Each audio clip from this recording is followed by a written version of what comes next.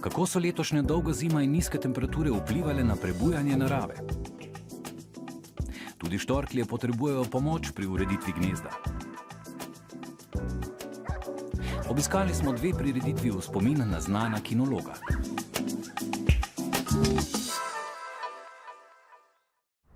Pozdravljeni! Zimske temperature in vreme se, kot kaže, vendarle poslavljajo. S preučevanjem narave se že dolga leta ukvarja Ivan Esenko in prav k njemu smo se povabili v začetku današnje oddaje.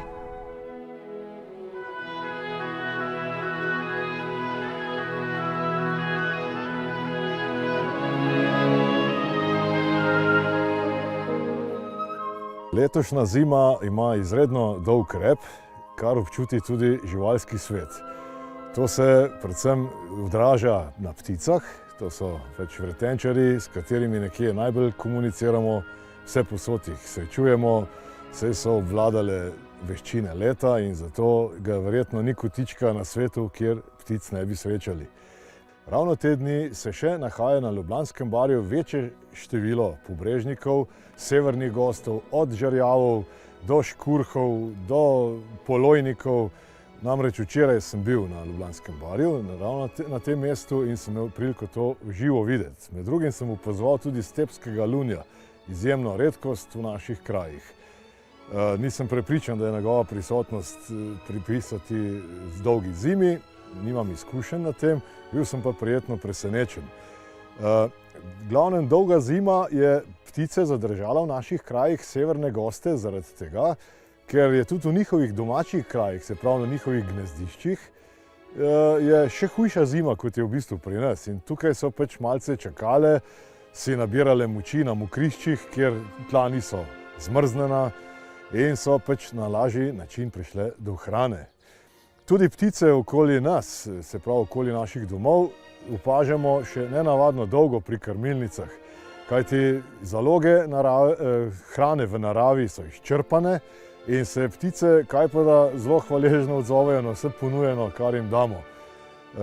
To opažam tudi pri svojih krmilnicah, da ne rečem ne eni, ampak mnogo krmilnicah, ki jih imam okrog hiše. Niso pa samo ptice tista živa bitja, ki so se na svoj način odzvala na dolgost letošnje zime. Če pogledamo bližje okrog naših domov, v sadovnjake, na vrtove, bomo videli, da je imel letošnjo zimo voluhar presenetljivo dobro kritje pred svojimi plenilci zaradi dolgotrajne snežne odeje.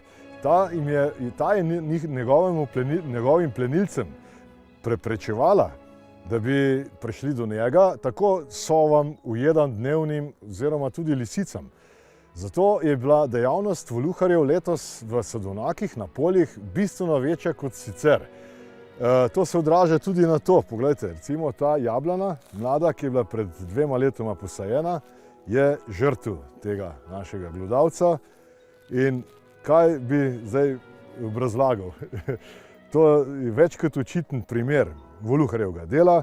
Približno 2 mm široke so sledi njegovih zob in jasno, tole je ostalo od tega. Se pravi, tudi pri nas, kjer imamo pred voluharjem zaradi številnih plenilcev okrog hiše, ki imamo sove, imamo tudi lisico često na obisku, letos to ni nič pomagalo. Podobno je tudi pri dvoživkah. Tudi dvoživke so letos kasneje mrestile oziroma obiskovale svoje mrestišča, še zdaj jih, ta čas jih obiskujejo, in za pričakovati je večje število žab naenkrat na cestiščih, kjer smo vajeni povoženih žab. Zato posebej apeliramo na voznike, da naj malo pazijo, pa da hitrost vendar ni vse, kajti rad poudarjam, vsaka žaba šteje. Seveda govorimo o živi žabi.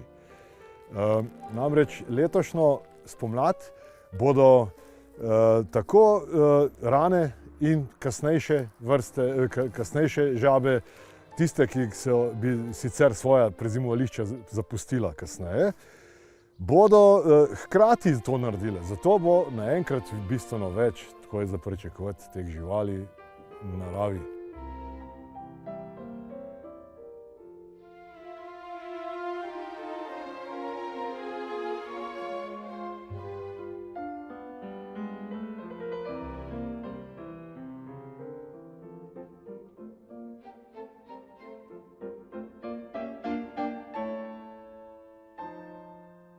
na samo obnašanje ptic dolgotrajna zima ne bo vplivala. Govorim o kasnejšem obnašanju, se pravi gnezditev, kajti z vegetacijo, ki hitro nadoknadi izgubljeno, tako hitro nadoknadijo tudi ptice.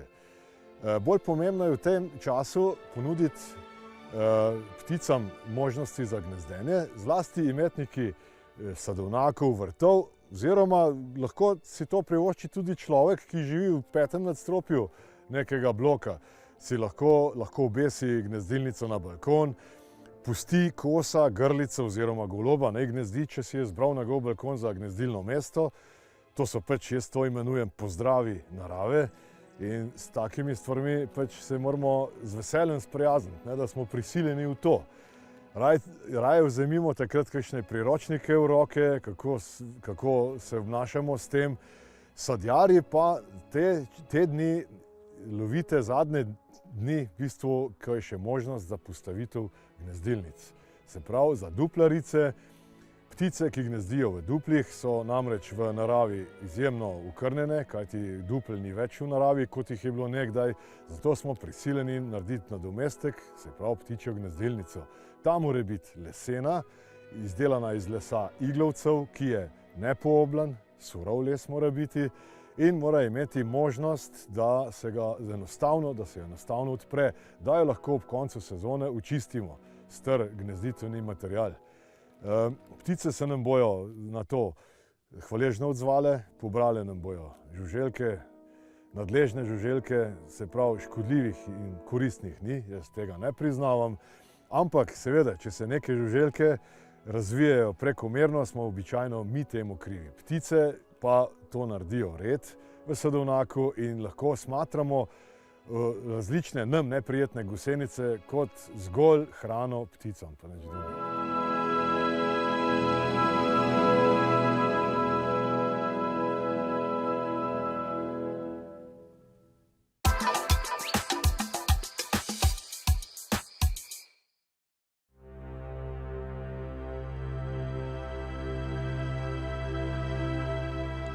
V Slovenijo se že vračajo tudi bele štorklje, ki iščejo prostor za gnezdenje. Mnoge se vračajo na isto mesto, saj ista gnezda uporabljajo več let. Pri popravilu gnezda pa jim včasih moramo pomagati tudi ljudje.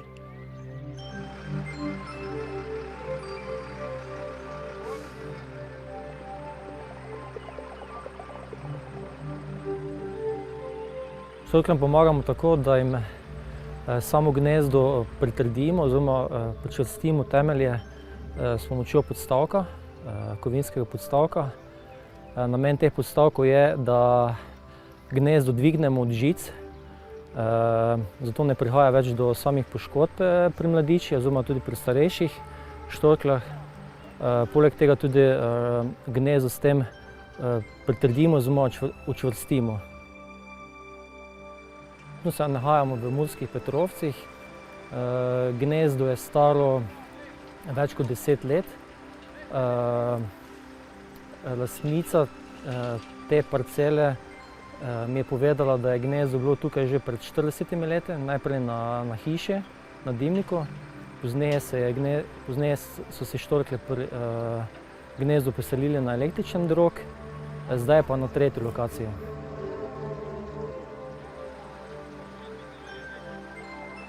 Štorklja je najbolj pomembno, da ima pregled nad okoljem.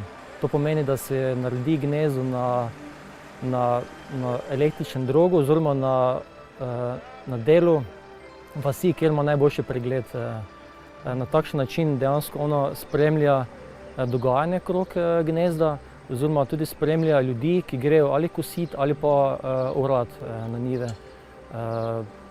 To je za njo zelo pomembno, zato ker se v bistvu na tak način olajša prehranske navade oziroma lažje spremlja, kje se ljudje gibljajo in jih tako v bistvu si poišče hrano. Se vračajo ponavadi v isto gnezdo, ampak to ne pomeni, da tudi gnezdijo iste štorklje na tem gnezdu.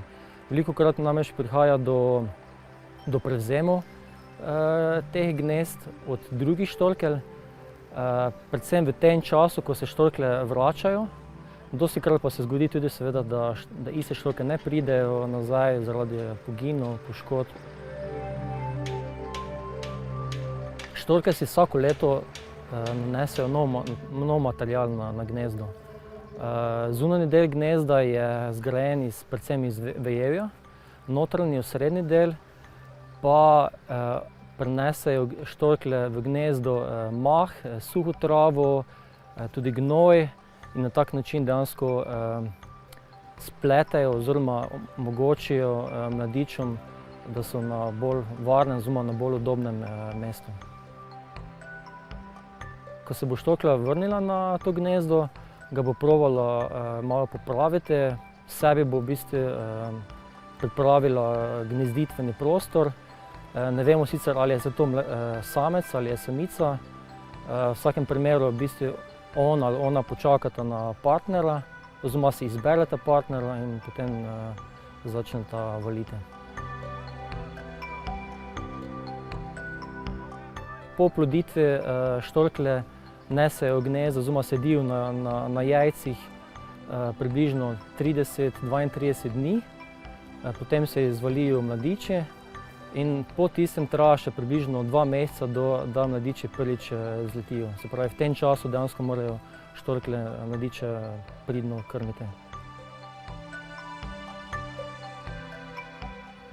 Pred 2 oziroma pred 3 leti je bilo v Sloveniji približno 240 parov štorkelj, belih štorkelj. Populacija delno narašča, mogoče manj v Pomurju, kjer opažamo, da je približno polovico gnezd, ki že obstajajo, praznih. To predvsem zaradi tega, ker enostavno štorklje ne najdejo več dovolj hrane, delež travnikov se iz leta v leto zmanjšuje, velikokrat tudi mladiči v tistem najbolj ranljivem obdobju, to je recimo v maju mesecu, poginejo zaradi ohladitev oziroma zaradi prevelike količine dežja.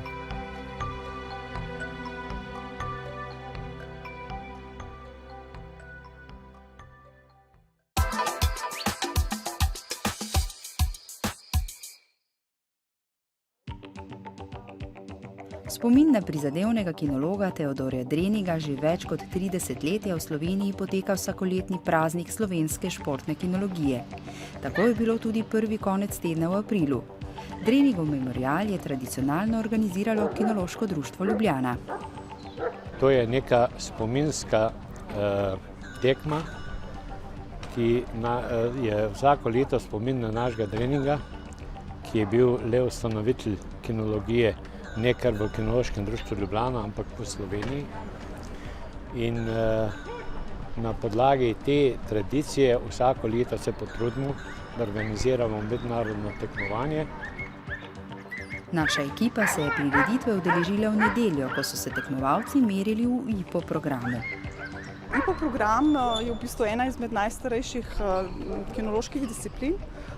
Sestavljanje prvotno je bil namenjen za nemške ovčarje, kasneje se je prenesel še na vse druge delovne pasme. Sestavljanje iz 3 disciplin, A, B in C, sled, poslušnost in obramba. Tako na hitro. Katere pasme so danes primerne za to, s katero vi tekmujete? Zdaj jaz tekmujem z malinoajem, to je belgijski ovčar, drugače so v bistvu dovoljene vse delovne pasme.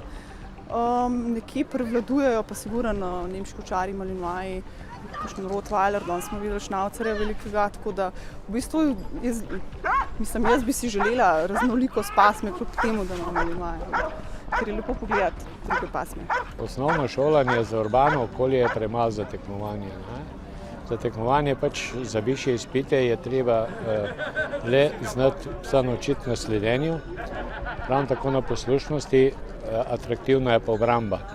Zdaj, glede na to pa, da imamo v Sloveniji trenutno sorazmerno malo markerjev, je tudi po klubih in društvih pomanjkanje tega kadra, ki bi delali pa spodbujali ljudi, da bi tudi šli se pokazati tako na takve tekme. Z našo kamero smo natančneje spremljali vaje obrambe. beseda obramba je nekaj predstavlja borbenost. Ne. Ocenjuje se v prvi fazi v bistvu borbenost psa, sami ugrizi in poslušnost v bistvu z vodnikom. Ne. Se pravi, pes mora vse elemente vsebovati in mora biti borben, hiter, odločen, natančen in disciplina pač je tudi pomembna. Tako da vse elemente. Koliko treninga je za to potrebno, pa verjetno je pomemben, ne glede na pasmo, tudi značaj psa. Zdaj seveda, za IPO program niso vsi psi, tudi niso vsi delovni psi. Ne.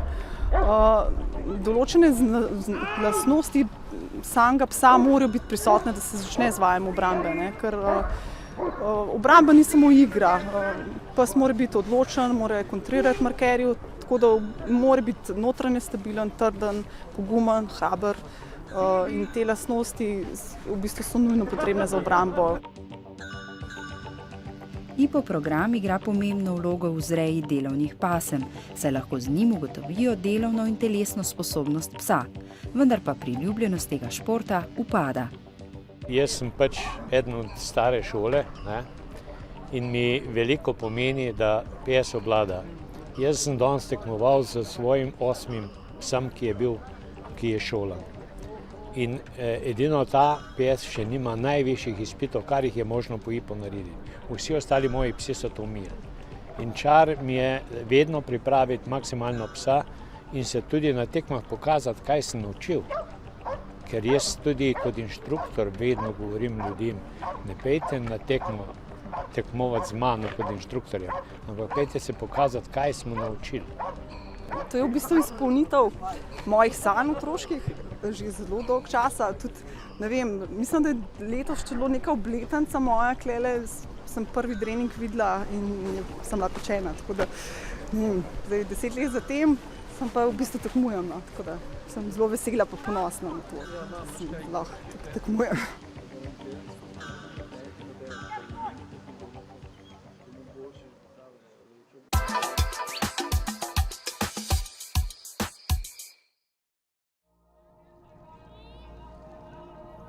Društvo športnih psov Slovenije je v sodelovanju s turističnim društvom Hraše pripravilo prvi memorial Henrika Sečnika.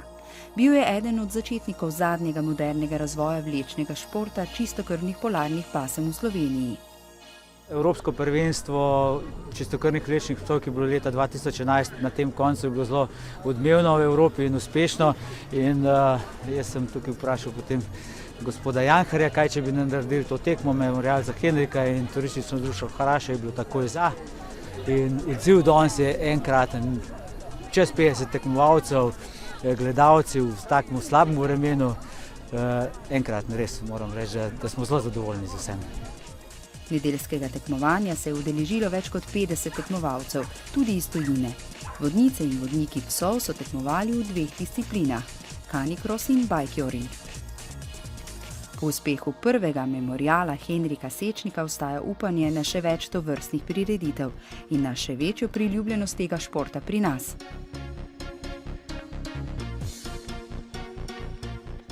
V bistvu, kako je kazalo, 2 dni nazaj je bilo tako izredno blatno, mokro, tako da sem danes pozitivno presenečena nad progo, vreme je idealno za tek, tudi za kužke, sicer je majhen vetra. Vzdušje je res enkratno, ti ljudje v Hrašah res znajo pripraviti odlične tekme. Tekla sem z Indi, proga je bila pa težka, veliko blata in res se mogel izogibati tem lužam, precej zahtevno. No. Ja, pa za mene, ko prvič to tekmujem, pač malo adrenalina, ne, ampak je bilo super. Kaj je za vas čar tega športa? Zakaj se ukvarjate s tem? Čar ne samo tega športa, ampak na splošno kinologije. Mislim, ogromno mi da, ne, pes. Tako da me je že spremenil samega, človeka, kot sem bil, ne, me je popolnoma spremenil, preobrazil, ne. In moram reči, da odkar sem začel s tem, mislim, da ne bom nikdar nehal. No. Vi ste danes tekmovali z ne tako tipično pasmo za to vrsten šport. S kom? To je Čina, to je od moje najboljše, se pravi moje partnerice, ta najljubša psička in mi dva trenirava redno in evo, zato sva tu štartala. Kako ocenjujete progo, kako se je odrezala? Odrezala se je super. malo smo mi skakali, malo smo lulali in to je bilo to. Prišli smo pa naokrog. Henrik je bil pač naš stanovski kolega, poznan je bil kot človek, ki je imel izredno dobro srce, vedno dobre volje, vedno pripravljen pomagati. Tako da jaz mislim, da bi bil zelo vesel, če bi pač lahko vedel, da se kaj takega v njegov spomin dela.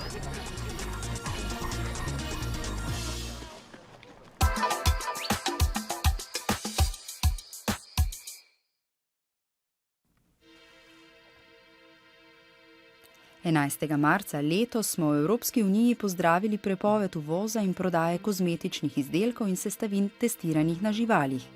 Gre za zgodovinski dogodek, za katerim stojijo več kot 20-letna prizadevanja vseh, ki so posojali svoj glas tistim, ki sami ne morejo spregovoriti. Kaj smo s prepovedjo dosegli in katere zmage nas čakajo v prihodnje? Ta zakon določa, da vsi izdelki, ki so na novo na policah v Evropski uniji, ne smejo biti testirani na živalih, niti njihove sestavine. To pomeni, da niso testirani izdelki v Evropi, niti niso testirani na kitajskem trgu recimo, ampak je zadeva precej čista. Zdaj pa kar velja za kozmetiko, ki je že bila predtem testirana na živalih, je še zmeraj na policah do odprodaje zalog. Koliko časa bo do odprodaje zalog pač rabilo, še ne vemo točno. Tako v Evropski uniji kot v Sloveniji velja, da rezultati testiranja ne zastarajo, kar pomeni, da vsi kozmetični izdelki, ki so že bili testirani na živalih pred 11. marca 2013, lahko ostanejo seveda na policah do odprodaje zalog in najbrž še naprej. Zato bi res rekla, da kljub temu, da bo mogoče ena krema, ki jo poznamo že zelo dolgo in je bila testirana na živalih, pozivam oziroma polagam na srce potrošnikom, naj tudi v prihodnje podprejo nekaj, kar ni bilo in tudi v prihodnje ne bo testirano na živalih. Izbire pa bo še vedno pač več kot dovolj za vse, sem prepričana. Dobro je tudi, da se recimo zavedamo, da neko podjetje lahko določeno blagovno znamko prodaja v Evropi in upošteva vso pač zakonodajo. To pomeni, da izdelek ni testiran na živalih, ima pa tudi drugo blagovno znamko, s katero je prisotno na nekih tujih trgih, ki ne samo, da dovoljujejo, ampak včasih celo ukazujejo oziroma zapovedujejo testiranje na živalih. Kar pomeni, da če mi kupimo njihov izdelek v Evropi, sicer ne podpremo testiranja na živalih na neposreden način, ampak cekini se še zmeraj stekajo k nekomu, ki je prisoten tudi drugje, kar pomeni, da financiramo posredno še vedno testiranje na živalih. Kupujte kozmetiko, ki ima čim manj, pa čim bolj naravne sestavine. Bodimo preprosti, tako. Ker so tudi prijazne konec koncev za nas, za živali, za planet na splošno. Sicer pa obstaja certificirana kozmetika, naravna in manj naravna, ki potrjuje, da so sestavine testirane na alternativne načine, kar pomeni, da kozmetika ni bila testirana na živalih, ne tu nekje drugje, velja tudi za njene sestavine in je pač to en tak najbolj zanesljiv način, kako pač preverimo, kaj kupujemo. Želimo si predvsem, da se ta pobuda razširi na mednarodno raven in na tem se že pač dela. Želimo si tudi to, da bi vsak potrošnik sam se zavedal, da je njegova izbira pomembna, kar pomeni, da vpliva na ponudbo na trgu, da bi ljudje, ko kupujemo, pomislili tudi, kaj podpiramo z nakupom določenih čistil, katera zdravila izberemo zase in da bi pač imeli pred seboj zmeraj to najširšo sliko in če upoštevamo, ponavadi naredimo največ zase in tudi za najširše okolje.